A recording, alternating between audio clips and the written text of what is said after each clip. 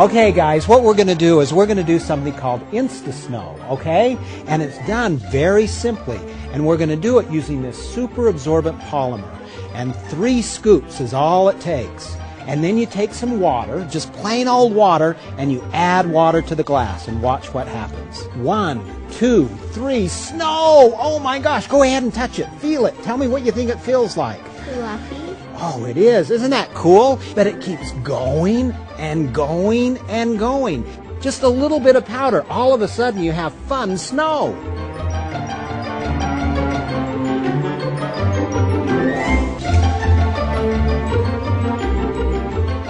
Okay, we're going to do another activity with Insta-Snow, okay?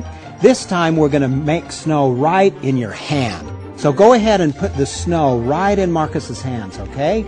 Now go ahead and add water. 1, 2, 3. It's snow instantly in your hands. Isn't that fun? Yeah.